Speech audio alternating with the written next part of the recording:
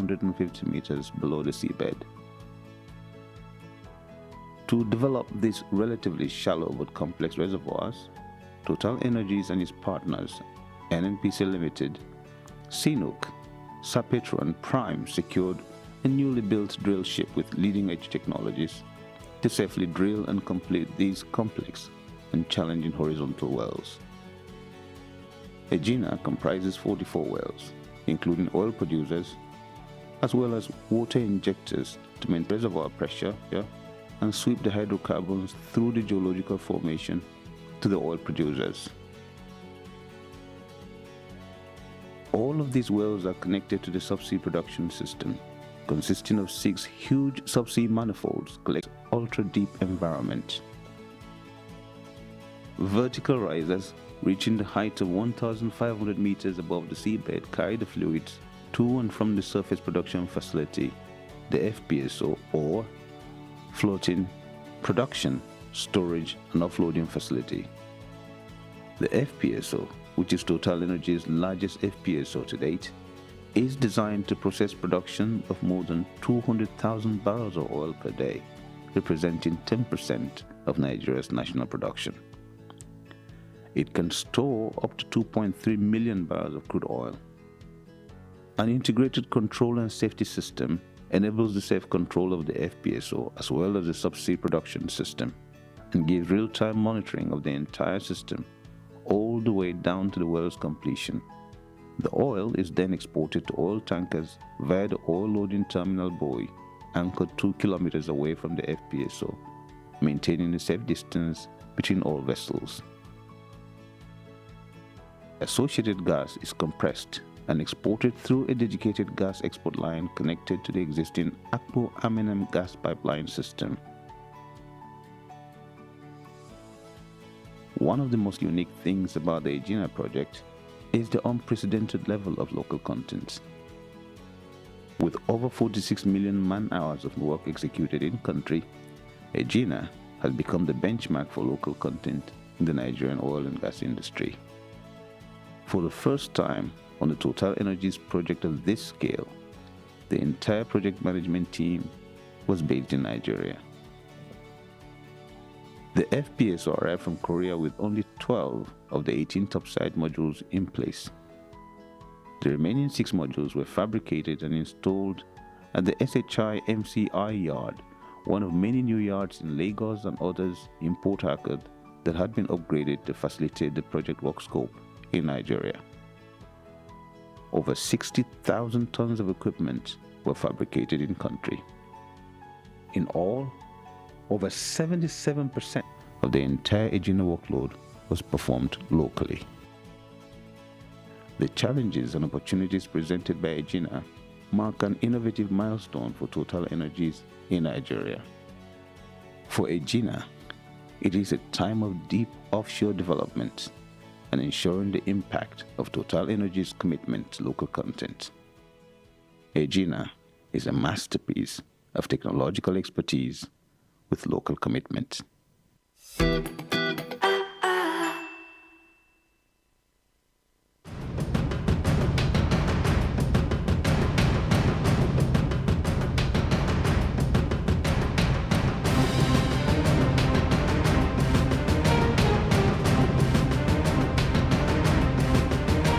Also do recognize gas as a transition fuel.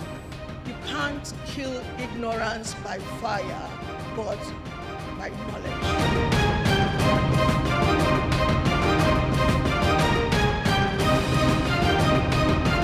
Connection between financial resilience in the energy transition and your climate resilience.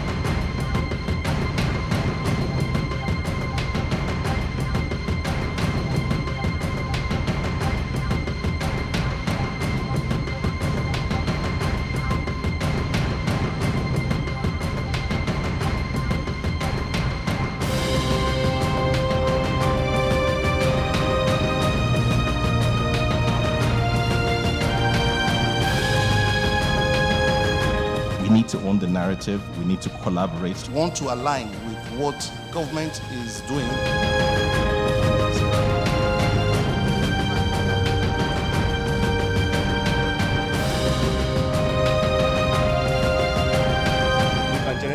on the gas that will flare to power the whole of Africa. We continue to apply technologies to help us reduce emission further.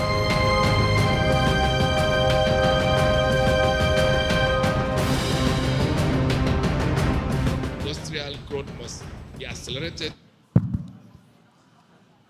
Ladies and gentlemen, good morning, everybody. Please, I would like to crave your indulgence. We would like to evacuate the hall at this time.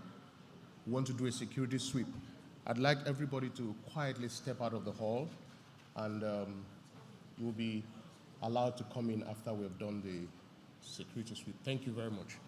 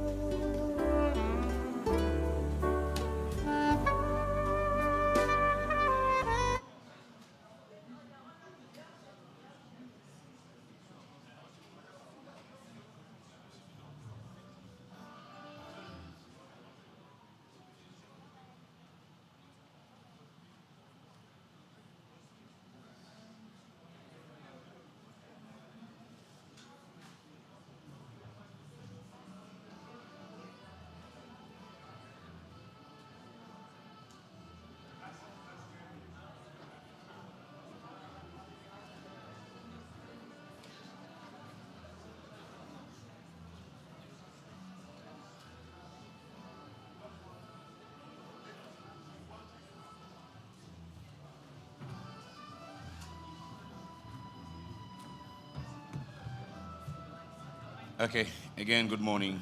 Please, very kindly, as my friend said, everybody please kindly exit the hall. It's just a security sweep.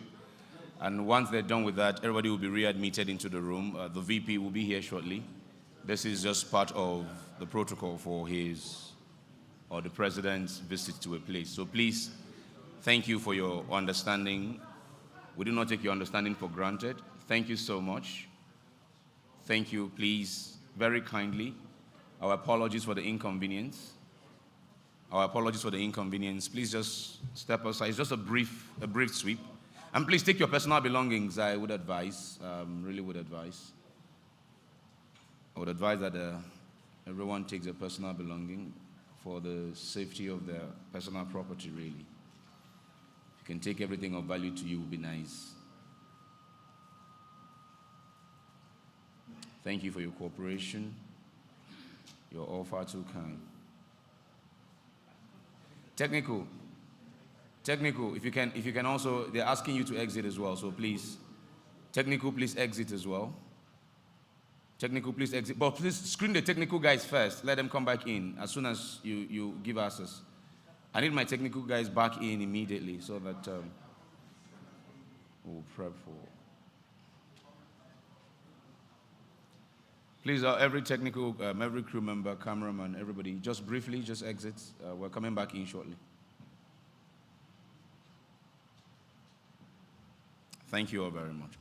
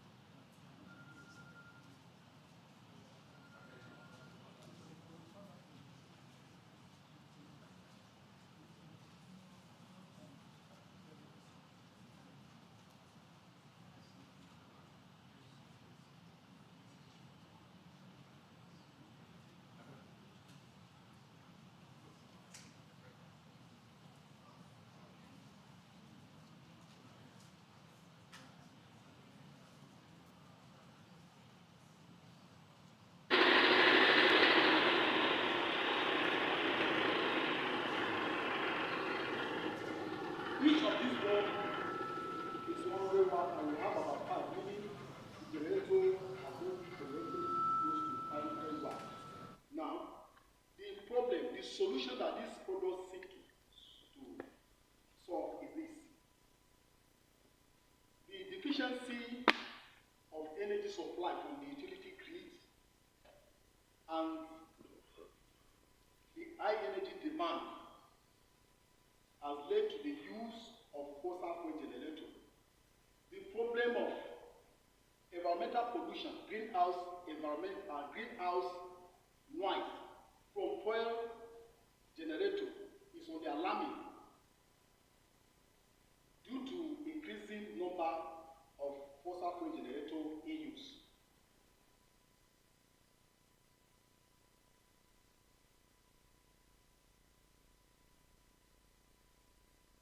Good morning, my name is Dozie Egwelo. I'm the founder of Quad Group based in Lagos, Nigeria. I'm an entrepreneur, passionate about electronics, circular economy, renewable energy, and of course product design. We have a product called Idunu Solar Lantern that provides the user with lightning and mobile charging. Idunu is made from 70% electronic waste material, consists of second life battery application and other materials gotten from e-waste. Even the screws are actually gotten from electronic waste. We just concluded an integration design that allows the user to have a strap on the product. This way, it enables them to have a better access and several use cases. Our current stage of the product is we have finalized the stage of this product. The product is ready for mass production, which is currently ongoing in our factory in Ibeju-Lekki, Lagos. We are looking at how we could expand to other markets, other states, and of course Africa at large. We are expecting to get some sort of funding that will help us purchase a machine called a laser cutter machine, which is one of the reasons why the cost of the product is still a little bit on the high side, because we actually do give that as a service for a company that help us do that, right? We are looking at how we could get this machine done. That way we can cut down our price of production and as well price of sale. My contact details is actually 08029 463 826. You can reach us at hello@quadloop.africa, and you can reach us at www.quadloop.africa. Thank you.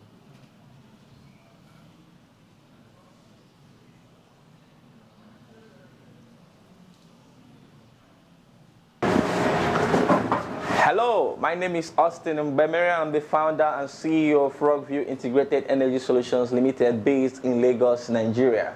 Our product is solar power solutions, where we leverage on solar technology to capture the radiant heat and light from the sun to generate electricity for homes and businesses. Take a look at some of the projects we've done in the past, and that can give you an idea into what the technology that we deploy to supply electricity for homes and businesses. Take a look. Our expectation attending this project is simple. We would like to be able to network with individuals and companies who have a need to go solar using alternative energy power supply to meet their energy needs. We would also like to be able to secure some contracts real time that we'll be able to execute immediately after the conference, so that we can actually be empowered economically as a company. We would also like to meet other innovators, network with other innovators that could also share other opportunities that could also benefit the company.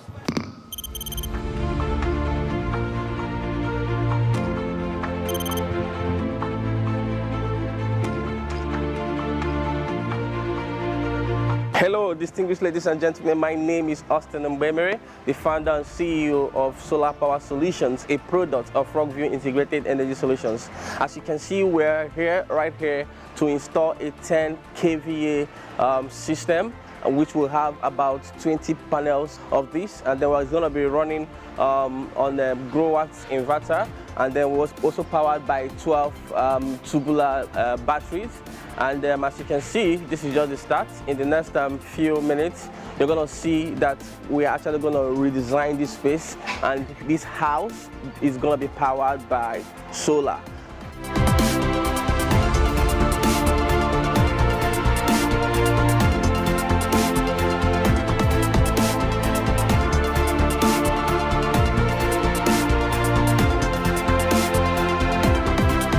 Hi guys, I'm Ebele from Solar Power Solutions, and as you can see, we are concluding with one of our projects. This is 10 kVA solar power system. Thank you for viewing some of our projects. You can reach us via the email or phone number showing on your screen. Thank you.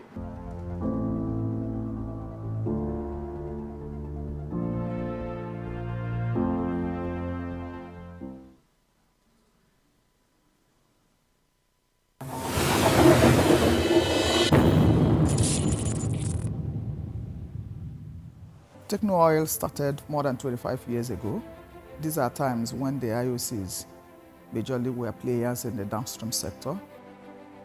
The journey started just by us trying to get a franchise from Exxon, trying to be their representative in Nigeria. And we've grown from being an integrated oil company in the downstream, majorly playing into the lubricants, LPG, distribution of fuels, having our retail outlets, having a cylinder manufacturing plant. These are growths that has taken over the years. The infrastructure that was really not in existence in Nigeria, we try to fill the gaps. Our business model with N.I.E.S is basically to fill the gaps where we think that the infrastructure is not adequately there to provide those services. In line with the federal government's national LPG expansion policy framework, aimed at deepening the adoption of LPG, N.I.E Group made a strategic investment with the establishment of 8,400 metric tons of LPG coastal storage terminal, with capacity to load out 6,000 metric tons, an equivalent of 300 trucks of 20 metric tons load daily. The use of LPG is sacred, and it's clear. Yes, several years ago, and it still remains affordable if you ask me. The prices agree that. So that's the target. It's clear and it's safe. And that's where the awareness comes from. That's where the education comes from. That's also where the communication to people added to let them know. Because people are afraid. They are afraid at what? And rightfully so. Because with the other stuff, and not 20 years. So then as you see, you have exposures out there. But you have them back, or there's nothing recorded information about any of our cylinders included. So that speaks to the quality of our cylinders. In the quest to tackle the challenges hindering LPG adoption in Nigeria, N.I.E established a fully automated ultra-modern LPG cylinder manufacturing plant. It is no doubt West Africa's largest LPG cylinder manufacturing plant.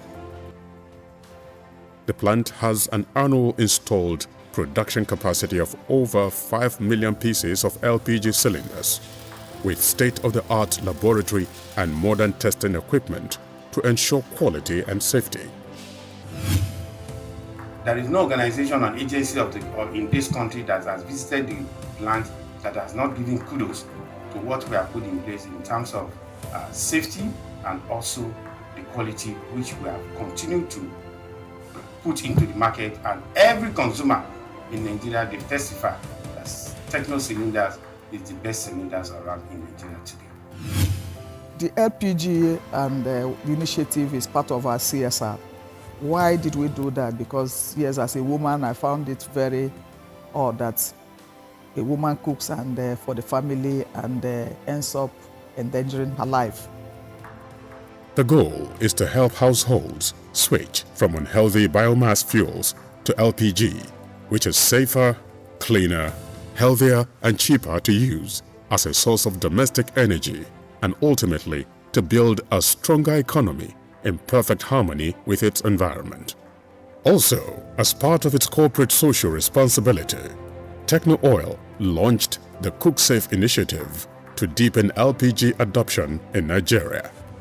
Under the initiative, N.I.E distributed over 50,000 units of gas stoves at discounted prices through market women and indigent households across the country, and organized numerous seminars and workshops on the benefits of cooking with LPG, as well as sustained media campaign aimed at enhanced access to the use of LPG, which is cleaner, safer, healthier, and more convenient to use.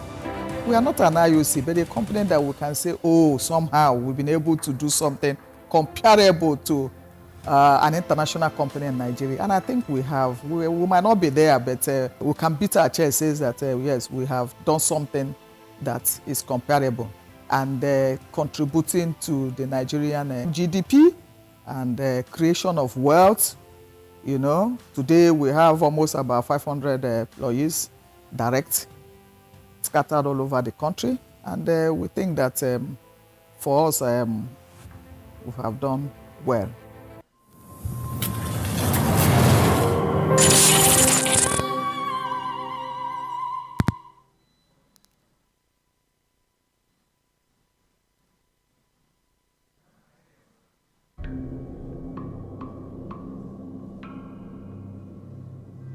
Discovered in 2003 by Total Energies Upstream Nigeria Limited, the Egina field is located about 150 kilometers off the coast of the Niger Delta in Nigeria. This large field spans about 300 square kilometers, more than twice the size of Paris. In water depth of 1,400 to 1,700 meters, the field consists of three main geological reservoirs with burial depth ranging from 900 to 1,750 meters below the seabed. To develop these relatively shallow but complex reservoirs, Total Energies and its partners, NNPC Limited, CNOOC, Sapetro and Prime secured a newly built drill ship with leading-edge technologies to safely drill and complete these complex and challenging horizontal wells.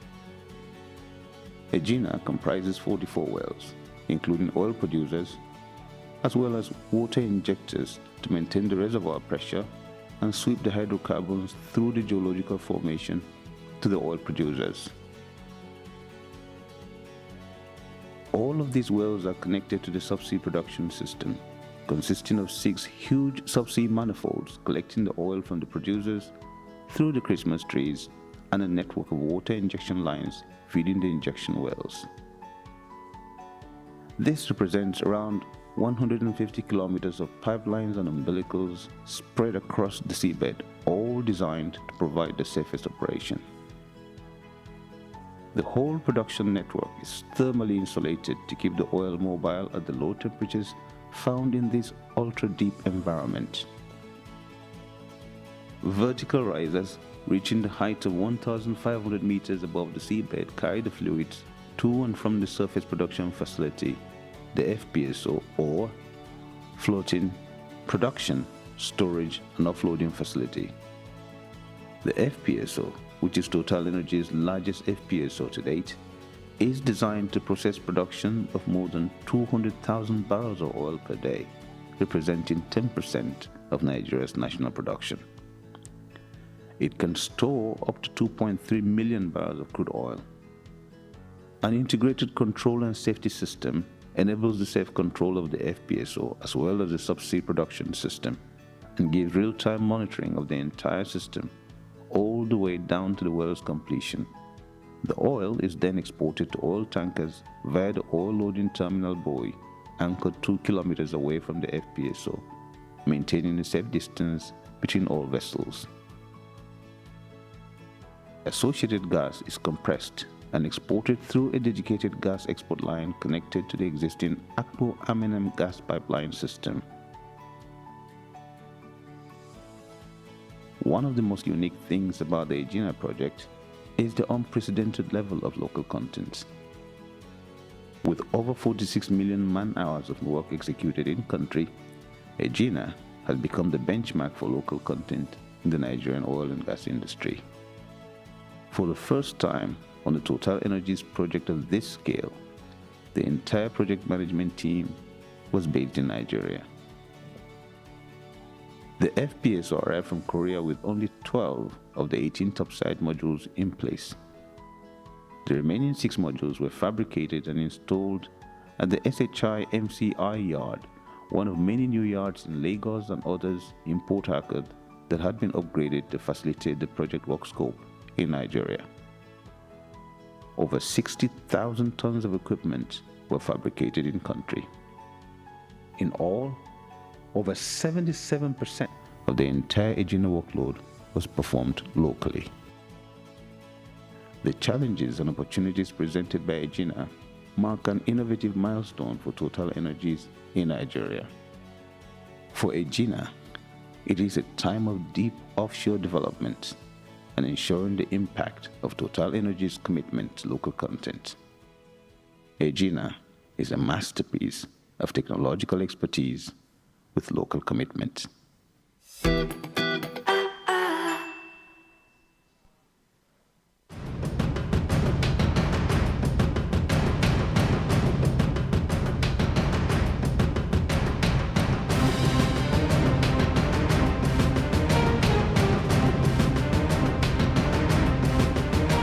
Also do recognize gas as a transition fuel.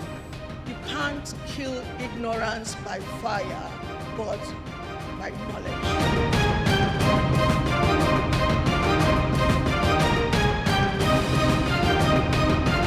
Connection between financial resilience in the energy transition and your climate resilience.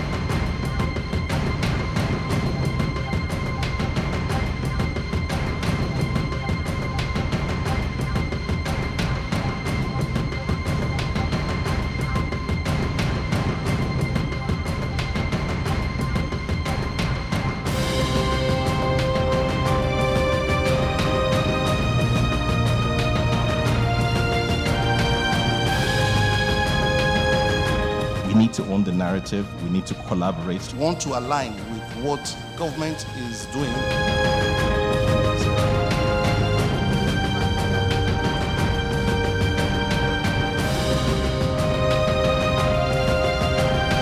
We can generate power from the gas that will flare to power the whole of Africa. We continue to apply technologies to help us reduce emission further.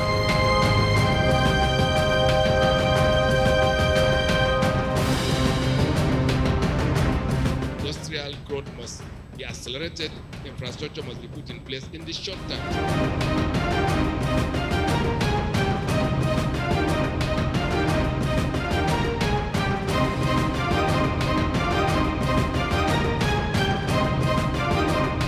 In NCDMB, we believe that behind every dark cloud, there is a silver lining. Our major objective remains the transformation of Nigeria into a gas-based, industrialized nation. This first summit has set the foundation for the achievement. Gas will become the dominant fuel for generating power.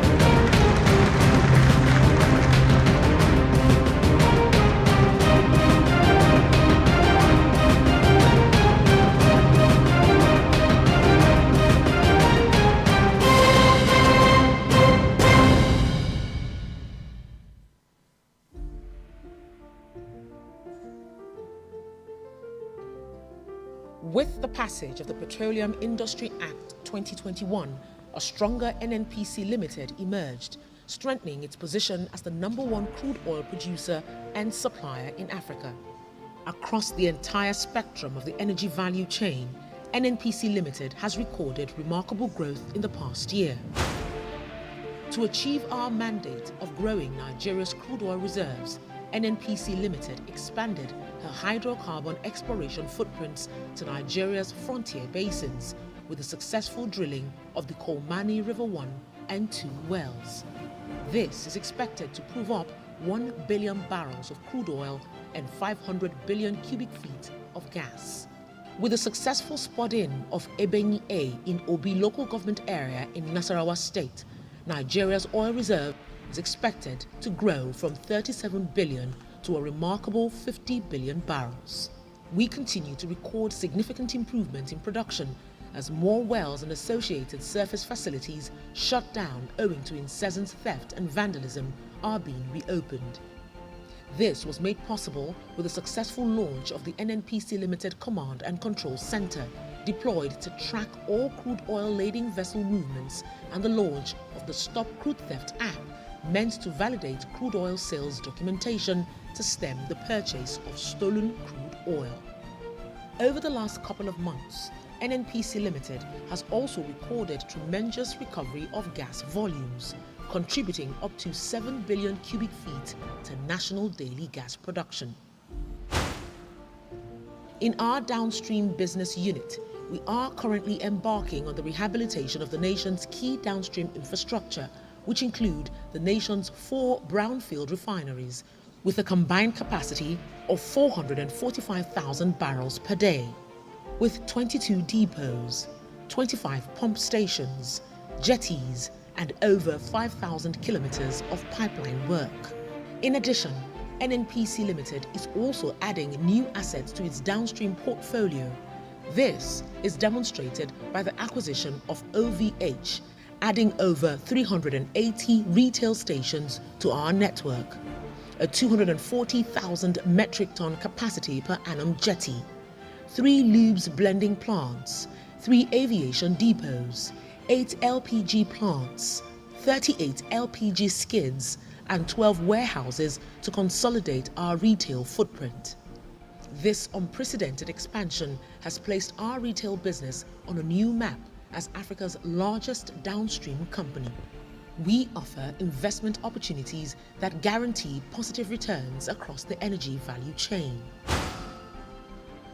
Driving our transition to net zero with low carbon energy resources, we have recorded tremendous achievements in our in-country gas transmission infrastructure to grow our domestic market and support regional integration. Having the 10th largest proven gas reserves in the world, we boast over 1,900 kilometers of backbone gas transmission infrastructure, with an existing in-country gas infrastructure transmission capacity of 6.9 billion cubic feet per day.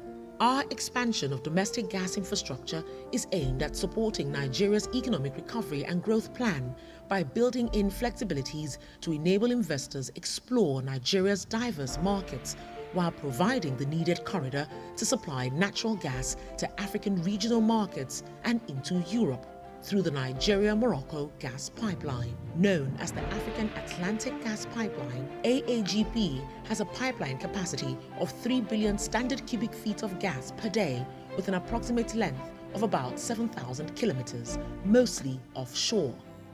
NNPC Limited is also undertaking the Trans-Sahara Gas Pipeline project on behalf of the Nigerian government. The 48 to 56-inch line, spanning 4,400 kilometers, with a planned capacity to transport 2 to 4 billion standard cubic feet of natural gas per day, consists of pipeline segments of 1,037 kilometers in Nigeria, 841 kilometers in Niger, 2,302 kilometers across Algeria, and 220 kilometers sub-sea, linking to Europe.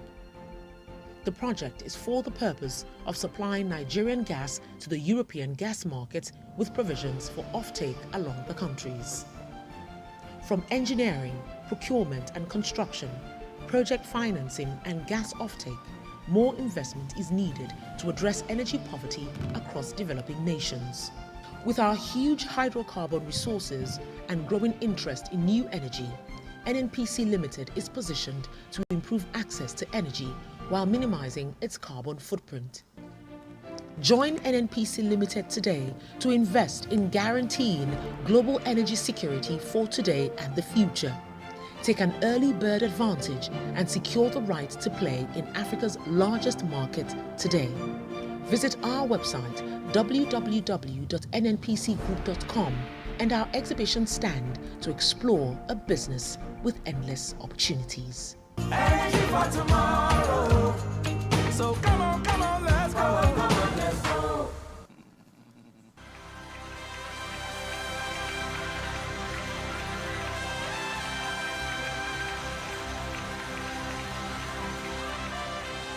Each journey has its purpose and tells a story. We are here to redefine yours. At Ibom Air, we are poised to bring game-changing, innovative services to you because our people are passionate, our partners are committed, and our energy is high.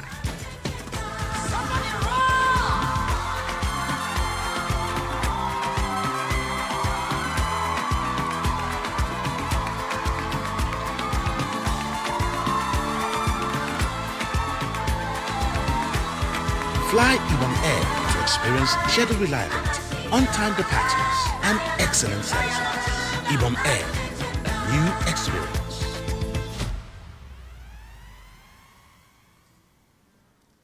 Hello, my name is Iwan Caleb and I'm the founder and the CEO of N.I.E.S Incorporations. N.I.E.S is a renewable energy manufacturing company that manufactures indigenous solutions for African homes and businesses. Now, we are solving the energy problem in Africa by manufacturing indigenous sustainable energy solutions for African homes and businesses. We launched our company about 10 months ago and we rolled out our first product 6 months ago. Our product is called the N.I.E.S Power Cell. It comes in 2 different sizes, the Power Cell Mini and the Power Cell Max. And this is basically a battery pack that collects energy from solar panels and gives that energy to the user. We get our raw materials from the local market and we do all the manufacturing here in Nigeria.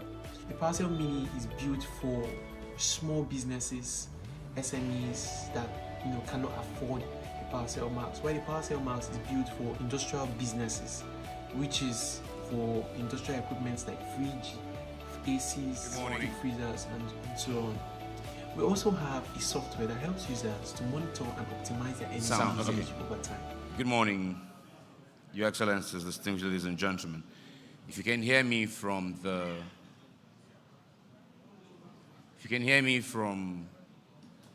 the foyer of this conference center, and you are a registered delegate or VIP, please make your way into the hall now. We will be commencing with today's proceedings in a short while. Please make your way into the hall and take your seats, because there will be a bit of access restriction once number 2 takes his seat. So if you can hear me from the outside of this hall, make your way into the hall and very kindly take your seat. Thank you very much.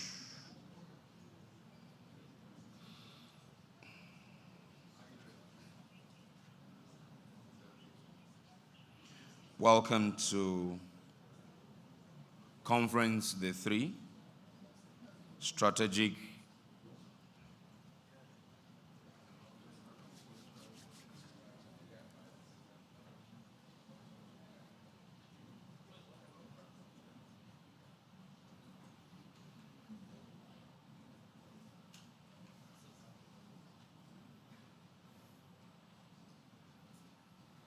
Welcome to Conference Day 3 and Day 2 of Strategic Plenary Sessions. Yesterday we had our opening with the Secretary to the Government of the Federation. We went on to have an international panel.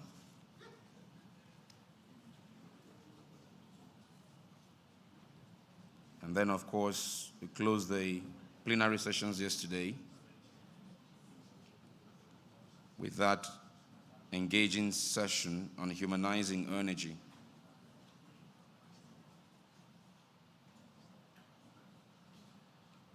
And this morning, we will begin with a brief session with His Excellency Professor Oshimbajo. A very brief session that will terminate with him proceeding to do a tour of the exhibition. When he is leaving to take a tour of the exhibition, the people would expect to leave with him will be those who are exhibiting. MDs of companies who are exhibiting or reps of companies who are exhibiting can leave and proceed to the exhibition floor. Because while he's doing that, we would allow a 5-minute break for all of that to settle down, and then we will proceed with our plenary for this, main plenary for this morning. In the VP session, we're going to have an opening remark or welcome by the PS, and then we will look at the OPEC World Energy Outlook. A rep from OPEC at that time will talk to us briefly in that regard. The Vice President will then take center stage and address us.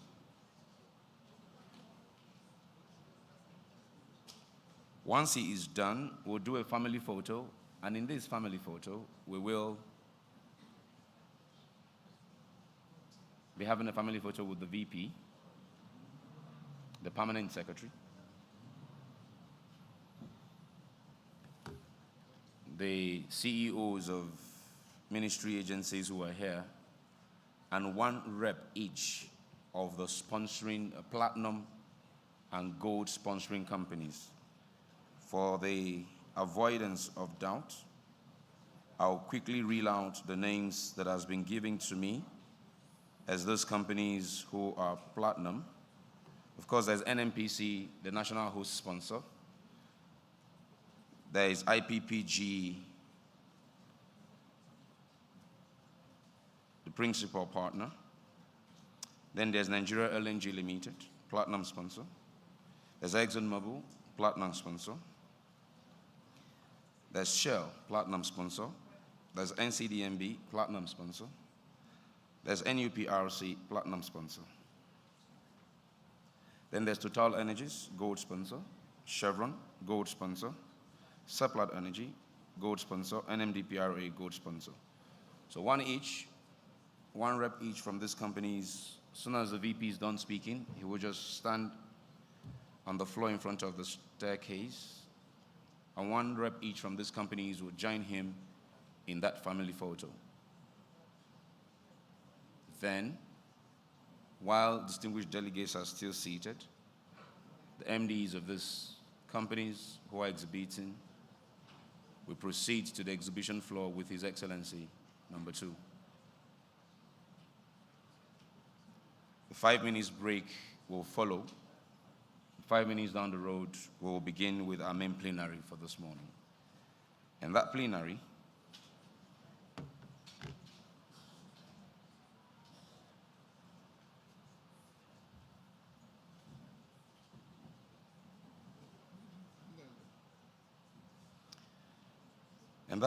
is going to be a CEO roundtable. Building energy for tomorrow will be the focus of that plenary.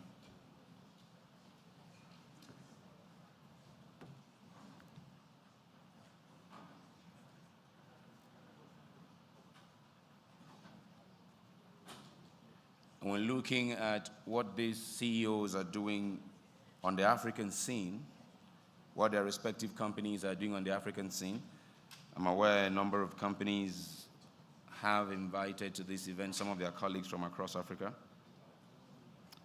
I know Chevron has some of their colleagues from Equatorial Guinea attending this event, and I'm sure if we take a poll, quite a number of other companies have done the same.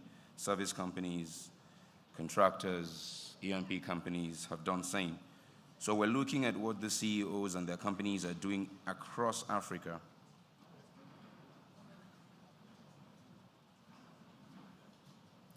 Their thoughts on how to best solve issues around energy poverty on the continent, and how their individual companies are shaping up for the challenges of the next 5 years. Primary of those challenges, can we please receive number 2, His Excellency Professor Yemi Oshin Mbajo, GCON, SAN, Vice President of the Federal Republic of Nigeria. Your Excellency, you are welcome. We thank you for your continuous support to businesses and ease of same. National anthem, please.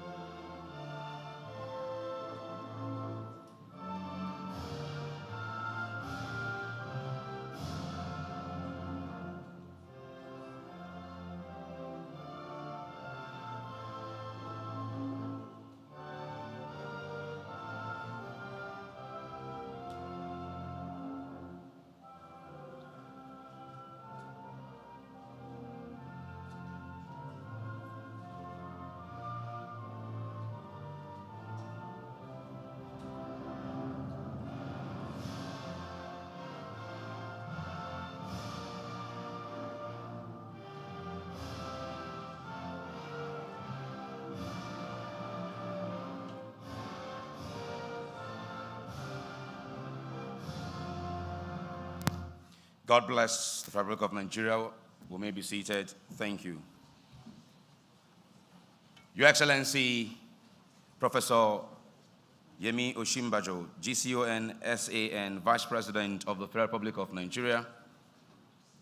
Your Excellency, Ambassador Tanimu Gabriel Ajuda, Permanent Secretary, Ministry of Petroleum Resources. The Commission Chief Executive of NUPRC, Engineer Gbenga Komolafe. The Executive Secretary of NCDMB, Engineer Simbi Kesie Wabote. The Group Chief Executive Officer of NMPC, Malamele Kolo Kiari, represented by the Executive Vice President, Gas, Power and New Energies of NNPC Limited. The Secretary General of APO, Dr. Omar Farouk Ibrahim. The representatives of OPEC at this event. The Chairman of OPTS, Mr. Rick Kennedy, and every MD and representative of MDs of IOC companies here. The Chairman of Independent Petroleum Producers Group and MDs of the IPPG who are here present. Managing Directors of Service Companies. Chairmen and Presidents of Industry Associations who are here present with us. Captains of Industry. Members of the Academia. Distinguished guests. Gentlemen of the press, ladies and gentlemen. Welcome to an epoch session of NIES this year, and I'll get to explain to you why. But because of the short time we have for this session, I will quickly just continue with the proceedings. My name is Richmond Osuji, and once again in my capacity, I welcome you. At this juncture, join me to receive to the microphone the Permanent Secretary who has been leading the committee and delivering excellence for this event, Ambassador Tanimu Ajuda, for his opening comments.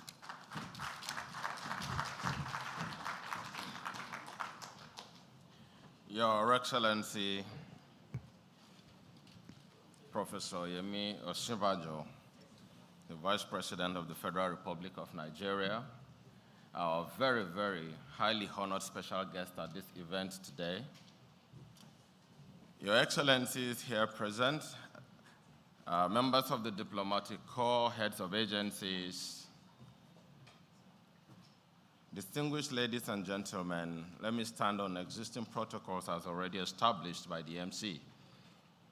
Your Excellency, we're extremely delighted to have you in our midst this morning to participate in this one-week event that started on Sunday night with a welcome dinner meeting where we met with a number of our delegates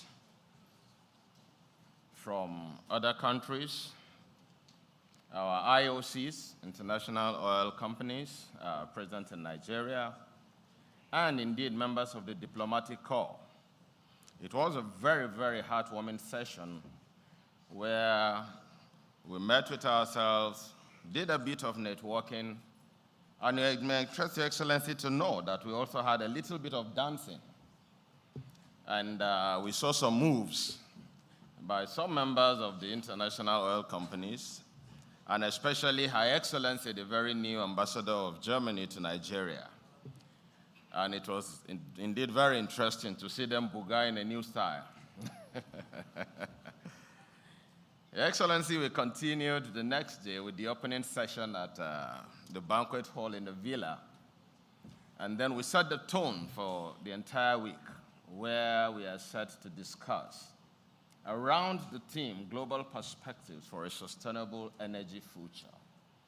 And this particular summit, being the 6th in this series of Nigerian International Energy Summit, is focused on going forward in the transition agenda.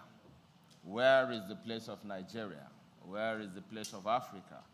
And then globally, where do we stand? So we've had a team and a collection of experts that will be discussing several topical issues around energy. We started by setting the tone and we all agreed that energy transition has come to stay with us. We need to begin to look at a move from fossil fuels into other forms of energy. But even that has to be done cautiously because there is no one cap fits all. And we're looking at the various entities and how to engage with that, and the need for us to further embrace gas as a transition energy, which Nigeria, under your esteemed administration, has actually made very giant strides in the gas expansion programs, the setting up of funds to help with the gas expansion agenda, especially domestic utilization, and also cleaner ways of production in the oil and gas industry.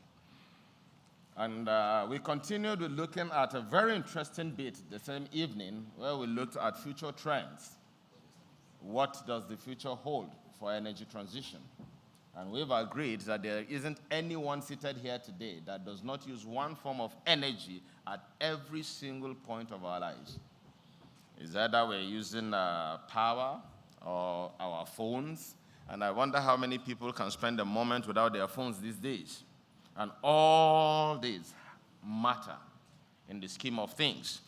And also recently, we realized that we're already moving from lithium batteries to some other forms of batteries that does not even require lithium at all.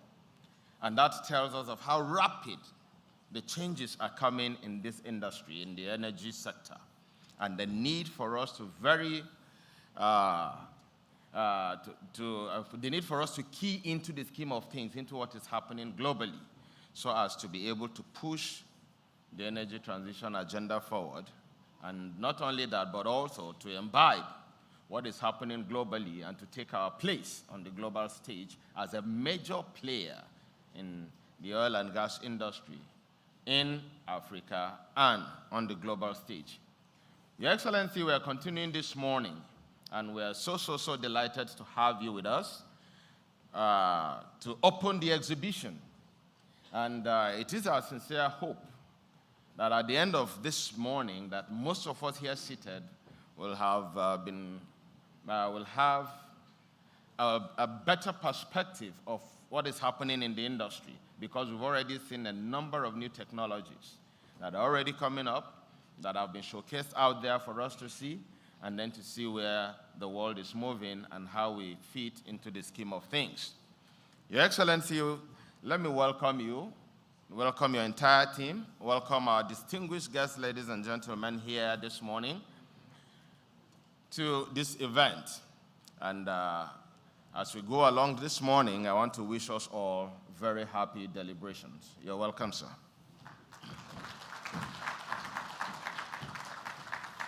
Thank you very much, Ambassador Gabriel Tanimo Ajuda, Permanent Secretary, Minister of Petroleum Resources, doing us the honor of a welcome here at this morning session.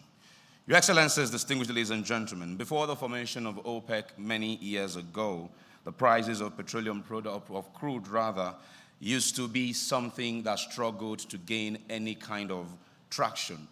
But after OPEC was formed, some balance was brought to that industry and pricing regime, and OPEC has since then played a leading role in maintaining stability and steady supply. Therefore, every year, OPEC releases an outlook for the industry, what to expect, and what we should be doing. To help us for the next 5-6 minutes to highlight what OPEC is doing this year and in the last, I'd like for us to welcome the Senior Petroleum Industry Analyst from OPEC, Engineer Irene Etiobio.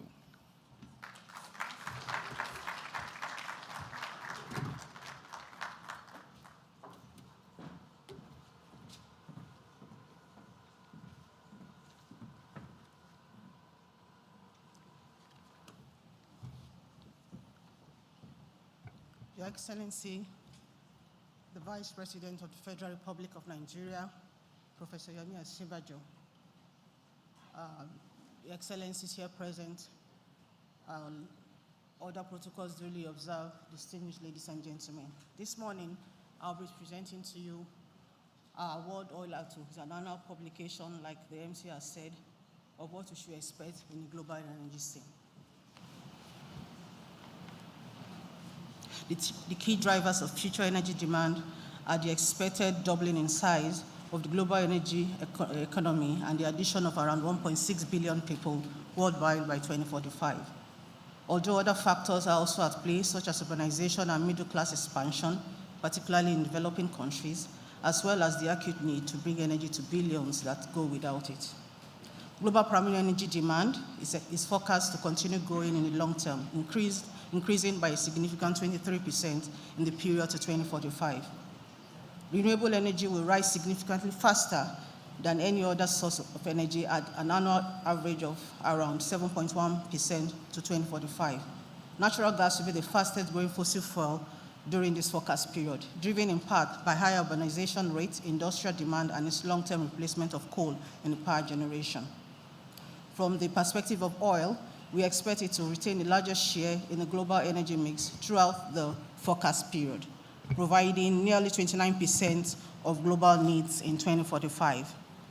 From the regional perspective, the drivers of global energy demand are exclusively non-OECD countries. Global oil demand is set to increase by 13 million barrels of oil per day from 2021 levels, which was around 110 million barrels of oil per day. By sector, aviation and transportation and petrochemicals will underpin all demand going forward, while electricity generation is the only area expected to witness decline. As demand for transportation grows, we anticipate a continued steady rise in the number of electric vehicles on the road. In fact, the share of electric vehicles should increase from about 22% by 2045. That means by 2045, we expect 2.5 billion vehicles on the road. About 22% of those will be electric vehicles. In the long term, OPEC liquid supply will decline again from early 2030s to average 67.5 billion barrels per day in 2045. In terms of the downstream, market balances point to a tightening downstream market in the short to medium term relative to 2021. The deficit of potential refining capacity relative to required refining capacity is estimated to peak at around 2.7 million barrels per day in 2023 and 2024 before dropping. In terms of investment, we continue to repeat what we have said in the past. Outlook, investment is needed in the energy sector. Looking ahead to 2045, our projections show that investment of more than $12 trillion is required in the oil and gas sector.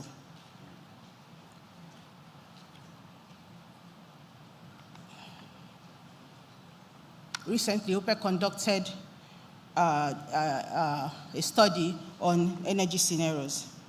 We had two alternative scenarios alongside with our reference case scenario. The first scenario, the advanced technology scenario, addresses the push to reduce emissions that follows an alternative trajectory to the mainstream focus on substituting fossil fuels with renewable energy sources.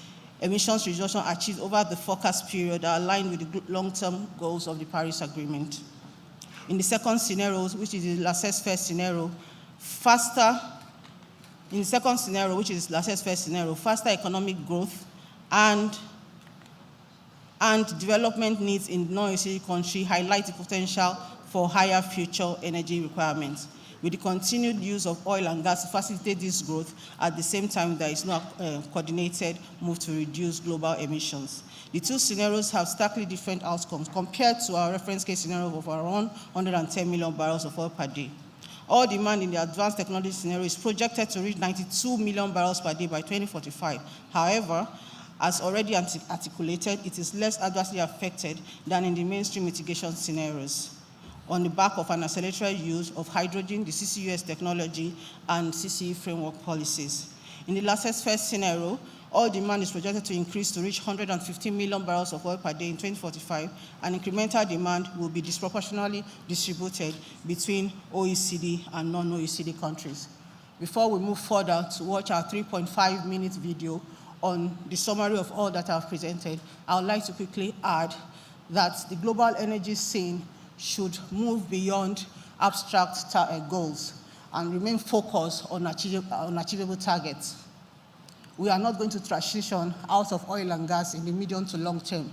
However, we'll transition out of greenhouse gas emissions. The global energy scene needs to focus on energy transformation at this time. Thank you. Please, can we show the video?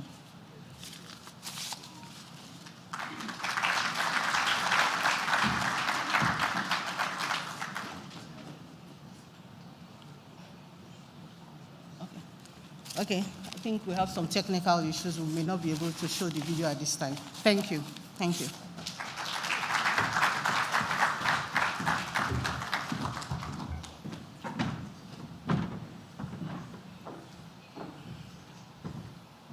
Thank you very much, Engineer Irene Etiobio, who is the Senior Petroleum Industry Analyst at Organization of Petroleum Exporting Countries, OPEC. Thank you for giving us that outlook. Your Excellencies, distinguished ladies and gentlemen, today is historic for multiple reasons, but primarily is to say that our next speaker played a key role in the coming to life of what we today know as the Nigeria International Energy Summit, because he was in acting capacity when this agreement was signed between the Minister of Petroleum Resources and Brevity Anderson. And he also graced this occasion in her first two editions as a special guest of honor, declaring open the exhibitions, as will be done shortly after now. It is also important to state here that he has also played a leading role, a major role, in ensuring that this event continues to happen under a contractual agreement between Brevity and the government for nearly a decade to come. That demonstrates the fact that he is committed to the ease of doing business and a respect for the sanctity of contracts. I also like to always say that he's one man who demonstrates patriotism by the way he carries on with his activities in this country. By eliminating things like medical tourism, he has shown true patriotism. But as ever, we're delighted to have him rule us with his #1 in this last 8 years. My honor now to welcome for his address, His Excellency, Professor Yemi Osinbajo, GCON, SAN, Vice President of the Federal Republic of Nigeria.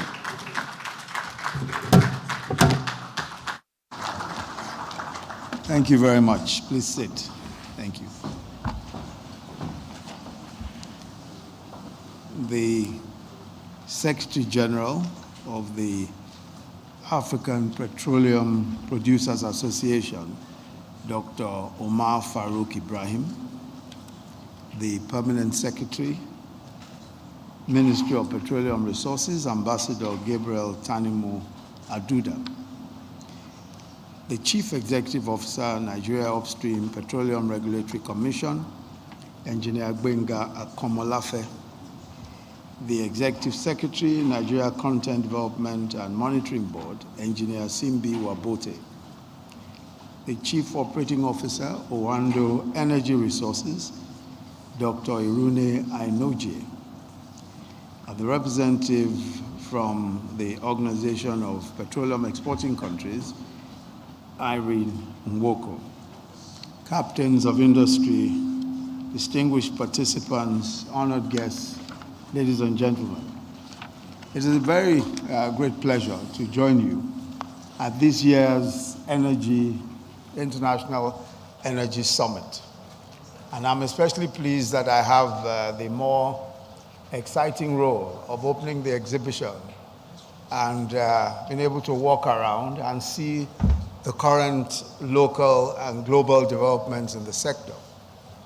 The theme of this year's summit is as ambitious as usual: global perspectives for a sustainable future. And I don't think we can really expect any less, given both the caliber of representation at these summits every year, and perhaps more importantly, the sheer importance of the subject for the socio-economic future of our nation and our world. In the past few years, I've had the privilege of chairing our government's Energy Transition Working Group. And in that capacity, and working with a strong interministerial team and several energy sector players, many of whom are in this room, it has become increasingly clear to me that Nigeria has a crucial and strategic role in delivering the sustainable energy future that Africa, and indeed the world, must have in the next few years. Second is that it is the key sector actors, such as are gathered in this room today, who must do a lot of the heavy lifting to get us there. The truth is, no other sector of our economy is as crucial to the transition to a more sustainable future as the oil and gas sector. There's no other sector, at least as far as our own country is concerned.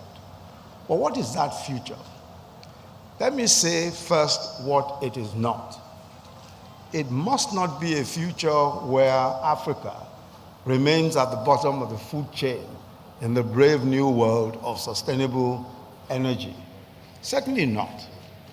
But we must admit that today we have the largest number of individuals without access to power, the largest number of people without access to clean cooking fuels. And we need rapid industrialization to get millions of our people out of poverty. And we must do all of this without worsening the global warming situation. Which is why some of us have argued that there is a need for some clarity as to where we are in the transition journey and what we need to be doing. Because there are two existential crises for us, Africans, and of course our own country, Nigeria. The first, of course, is global warming and all its implications. And the second is the energy, the lack of energy access, the energy poverty that we have, and which also results in millions of our people being extremely poor. So there's no question at all that for us in this part of the world, both must go simultaneously. We must think in terms of transition to cleaner fuels, to renewable energy, and at the same time, access to power so that we can also have access to development for our people. And that is why some, and I'm sure many of us in this room would agree, that gas must remain an important transition fuel. We cannot accept the position, as has been offered by some of the global north countries, that gas is one of those fuels that must be defunded, or that gas projects should be defunded in order to enable a faster progress towards towards the renewable energy transition that we expect. So we expect that we, on our part, must think in terms of both. We cannot simply say, well, this is only about renewable energy and transition to cleaner fuels. For us also, gas is crucial. And the reason why gas is crucial is not just because we have such huge amounts of gas. It is also because it is possibly the only clean cooking option for us. And clean cooking is an important aspect, an important component of the entire clean energy agenda. It is crucial. We cannot, and we in this part of the world cannot do without it. LPG is crucial for clean cooking. So even when we talk about renewable energy for clean cooking, we also think in terms of LPG and all the other clean cooking options. So the future is not in Africa, and I think this is also important. We must not see Africa as the victim. And we must not continue to repeat the notion that Africa is a victim in this whole process of sustainable energy, or the journey towards sustainable energy. We are not, in fact, the victims. We can, in fact, become the principal players. It is our nation and our continent that will drive the next stage of global economic progress. And we can do so by becoming the first truly green civilization in the world. How can we achieve that? First, by recognizing the opportunity early and intentionally developing all the potential around our natural resources, including natural gas, of course, solar and biofuels. We must, in particular, leverage on our renewable energy potential, work actively on green technologies, carbon removal, and green manufacturing. And we have a young and resourceful workforce that can enable that to happen very quickly. And quite frankly, it is the energy sector, working with governments, that can muster the human and material resources to move the needle on this kind of ambition. There's no question at all in my mind that Africa is the place where we can sensibly and economically go ahead with green civilization. Nowhere else has that potential. And the reason why that is so is because everywhere else at the moment, we are the lowest emitters today.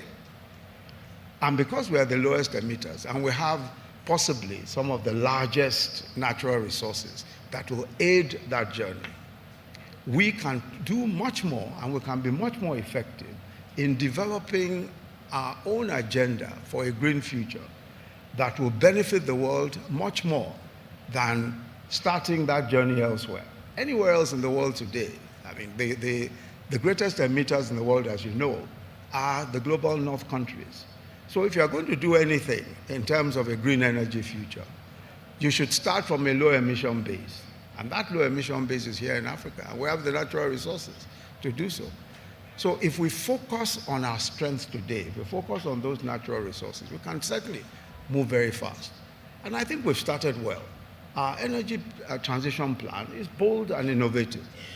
It calls for the ramping up of solar cells, and we're going to be doing about 5.3 gigawatts per year until 2060. That's the plan, and we think that this plan is perfectly achievable.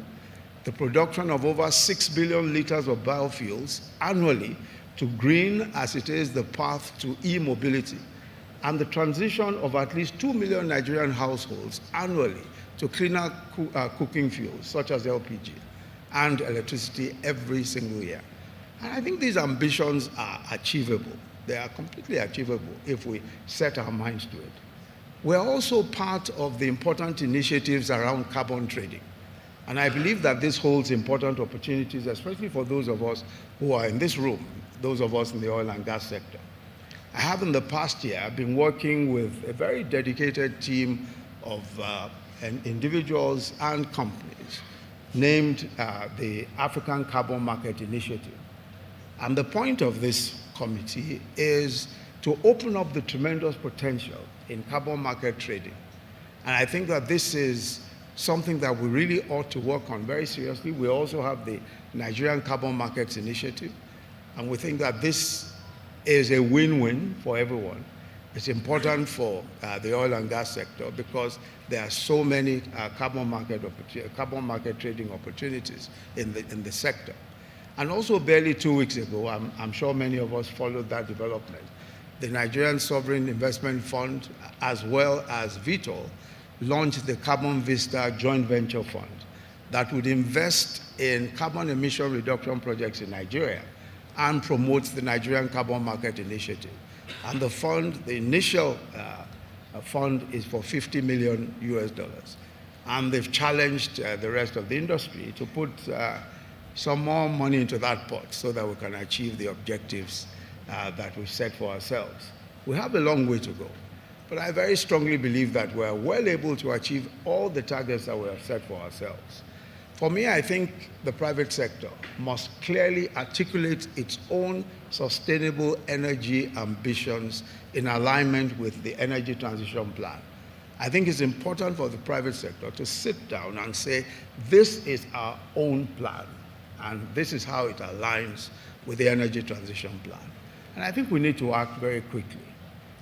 And so in a few minutes, I will have the privilege of formally opening this year's exhibition, the Energy Summit exhibition.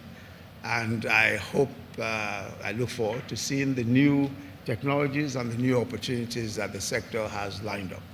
So I wish you very, very fruitful deliberations as you go through the rest of this week. Thank you all very much. Can I have the representatives of the platinum sponsoring companies to please step forward? Your Excellency, for a quick family photo, real quick. Can I have the rep of the ES, please join NCDMB.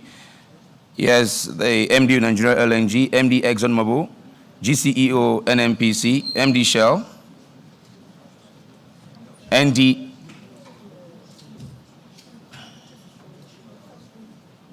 Total Energies, Chevron, Seplat, NMDPRA, James Shindi, Mr. Akoni,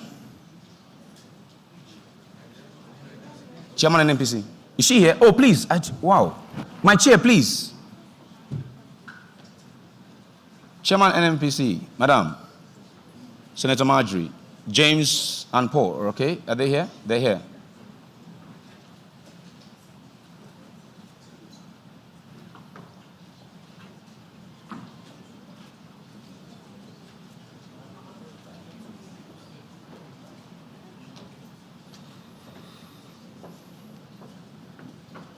So once we're done with the picture, you will still stand there and we'll play the national anthem, after which His Excellency will proceed to the exhibitions. Seplat. I called Seplat, yes.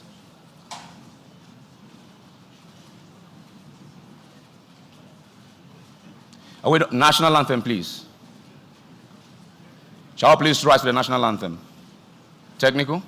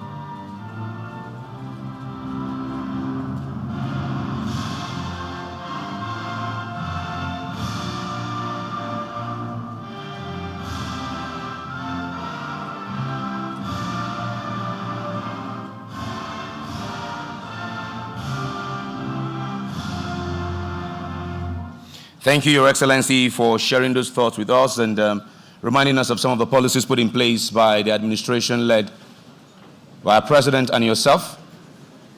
As he proceeds to the exhibition floor, please, if you're not exhibiting, kindly just remain seated. If you're not exhibiting, kindly just remain seated. This session or segment is for those who are exhibiting. We'll, in 5 minutes' time, continue with our main plenary for today. Or perhaps we'll make that 10 minutes because some of the MDs in that session are also exhibiting.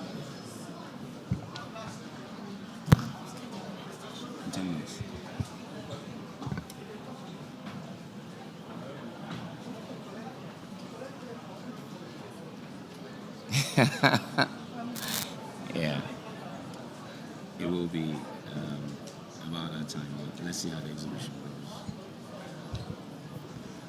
Thank you all very much, and I'll see you in 10 minutes.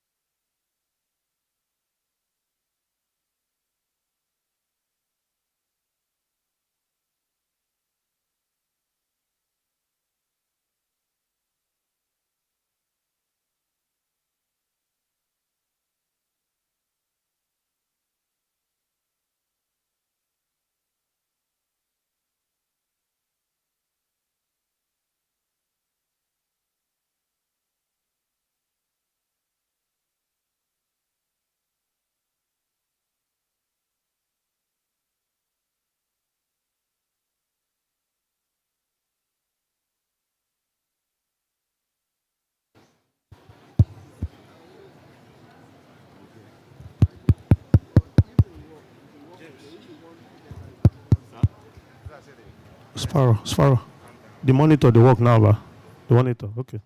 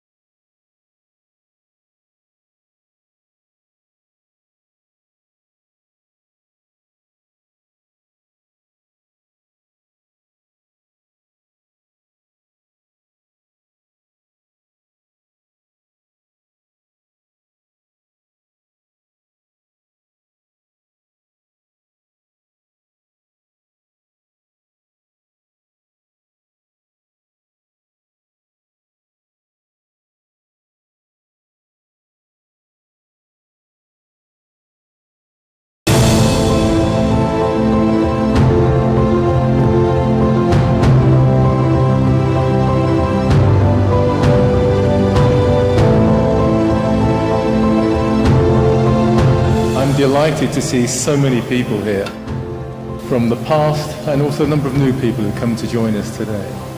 I think it's a wonderful opportunity for us to embrace new relationships as we go forward. It is my pleasure to welcome you all to the 6th edition of Nigeria International Energy Summit. This summit provides for us a unique opportunity to come together, to share knowledge, insights, and to discuss the challenges and opportunities that face the energy industry globally. The theme of this year's summit is topical as it resonates with current operating landscape and is truly thought-provoking. Global perspectives for sustainable energy future. I'm sure participants will spend the next 4 days deconstructing this concept and what it truly means for our industry within the Nigerian context.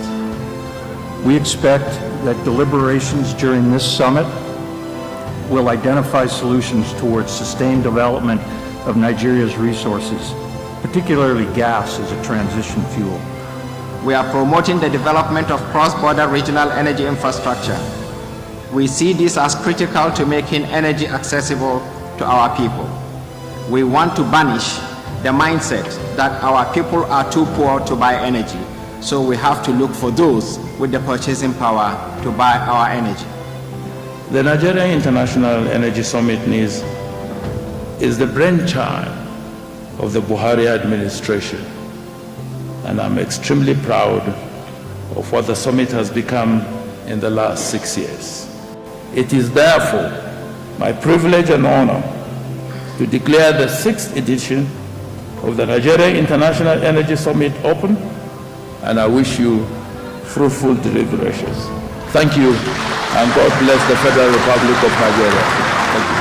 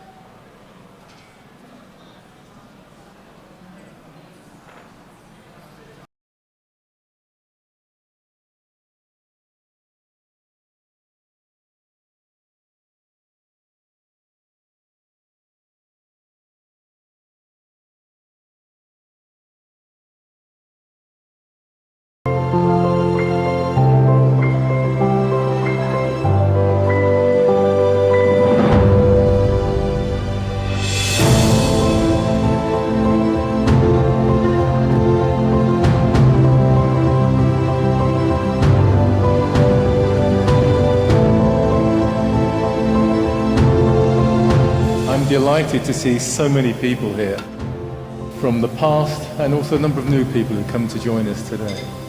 I think it's a wonderful opportunity for us to embrace new relationships as we go forward. It is my pleasure to welcome you all to the 6th edition of Nigeria International Energy Summit.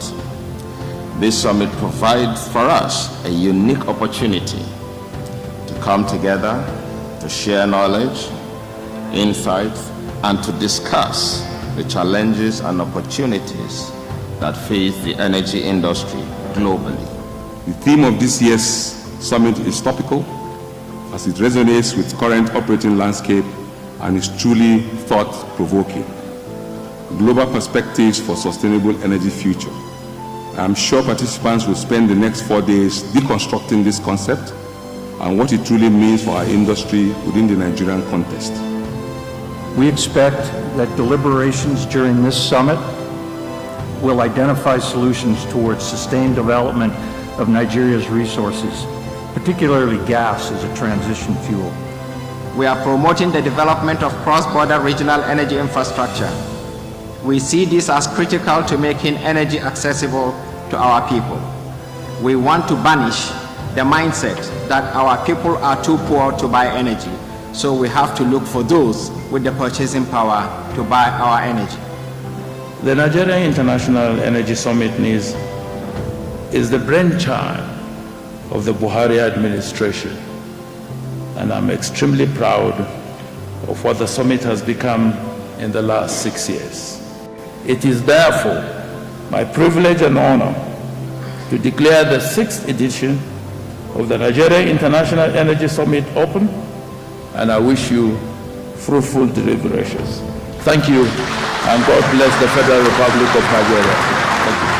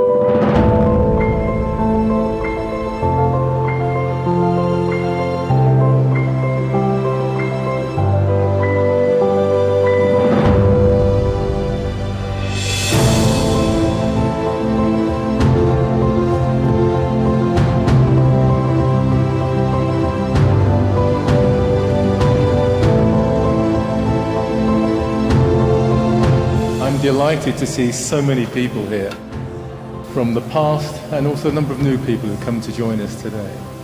I think it's a wonderful opportunity for us to embrace new relationships as we go forward.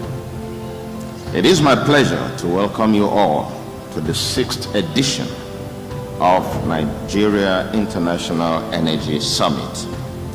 This summit provides for us a unique opportunity to come together, to share knowledge, insights, and to discuss the challenges and opportunities that face the energy industry globally.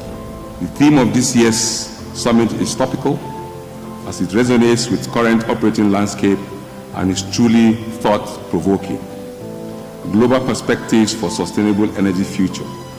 I'm sure participants will spend the next 4 days deconstructing this concept and what it truly means for our industry within the Nigerian context.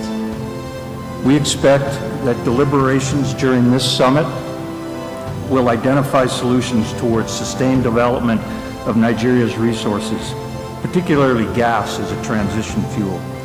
We are promoting the development of cross-border regional energy infrastructure. We see this as critical to making energy accessible to our people. We want to banish the mindset that our people are too poor to buy energy, so we have to look for those with the purchasing power to buy our energy. The Nigeria International Energy Summit (NIES) is the brainchild of the Buhari administration, and I'm extremely proud of what the summit has become in the last 6 years.